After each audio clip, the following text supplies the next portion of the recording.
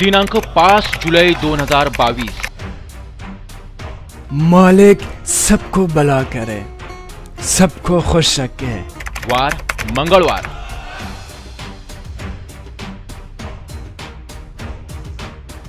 रात्रीचे 8 वाजता।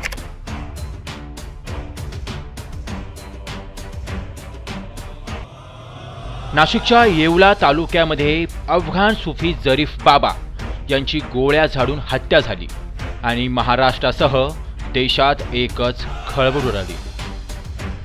मूळ अफगाणिस्तानचे निवासी भारतीय असलेले ख्वाजा सय्यद जरीफ अहमद चिश्ती उर्फ जरीफ बाबा यांची नाशिकमध्ये येवल्यात गोळ्या झाडून खून करण्यात आला। या घटनेने संपूर्ण जिल्ह्यासह राज्यात व देशात एकच खळबळ उडाली होती। मंगळवारी रात्री 8 वाजेच्या दरम्यान ही घटना घडल्याचं ग्रामीण पोलिसांनी सांगितलं आहे। मालमत्तेच्या वादातून चिश्ती यांचा कार चालक व सेवेकऱ्यांनी संगनमताने गोळीबार केल्याचा प्राथमिक अंदाज पोलिसांनी वर्तवला होता। सोशल मीडियावर सुफी संत म्हणून घेत प्रसिद्ध असलेले जरीफ बाबा यांचा यूट्यूब, फेसबुक आणि ट्विटरवर मोठा चाहता वर्ग आहे। अफगाणिस्तानातून ते 4 वर्षापूर्वी भारतात स्थलांतर करून निवासित म्हणून वास्तव्यास आले होते।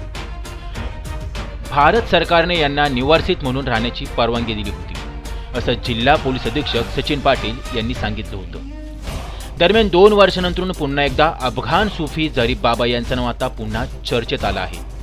हो, त्याला कारणही तसंच आहे। जरीफ बाबा यांची औद्योगिक वसाहतीमध्ये मालमत्ता आहे।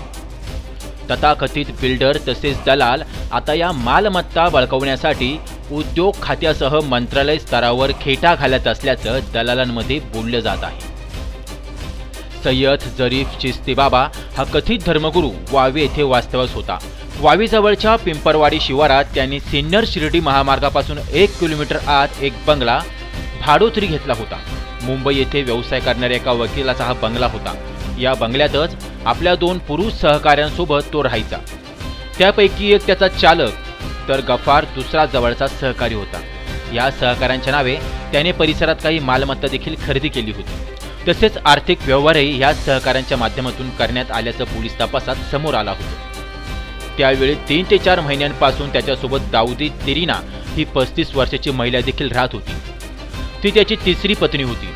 तत्कालीन जिल्हा अध्यक्ष सचिन पाटील, अप्पर अधीक्षक माधुरी कांगणे, उपविभागीय पोलीस अधिकारी सोमनाथ तांबे यांनी वावी येथील चिश्ती राहत असलेल्या बंगल्याला भेट देत यावेळी पत्नी तिरेनाची पोलिसांनी विचारपूस केली होती। त्यात अनेक गोष्टींचा देखील उलगडा झाला होता। हल्लेखोरांनी पळवलेली महिंद्रा SUV कार जरीफ बाबाची होती। ही कार गुन्हे शाखेच्या पथकाने अहिल्यानगर जिल्ह्यातून हस्तगत केली होती। अफगाणिस्तानच्या दूतावासाशी पोलिसांनी संपर्क साधला असता तिरीनाच्या माध्यमातून देखील अफगाणिस्तानातील नातेवाईकांशी पोलिसांकडून संपर्क साधण्याचा प्रयत्न केला गेला होता। वावी परिसरातील जमीन खरेदी विक्रीची चौकशी पोलिसांनी सुरू केली होती। तसेच चिश्ती बाबाच्या बंगल्यात सापडलेले बँकेचे कागदपत्रावरून देखील आर्थिक व्यवहाराची माहिती समोर आली होती। या घटनेलाच आता 2-2.5 वर्ष उलटत नाही तेच औद्योगिक वसाहतीमधील मुस्ताफागिरी करणारे दलाल सक्रिय झाले आहेत। याच दलालांच्या माध्यमातून मंत्रालय स्तरावर विविध प्रकारच्या कायद्याच्या चोरवाटा काढून जरीफ बाबाची संपत्ती हडपण्यासाठी साम दाम दंड भेदाचा अवलंब केला जात असल्याचं सूत्रांकडून समजत आहे। तुषार ठेपले, अटल न्यूज, नाशिक।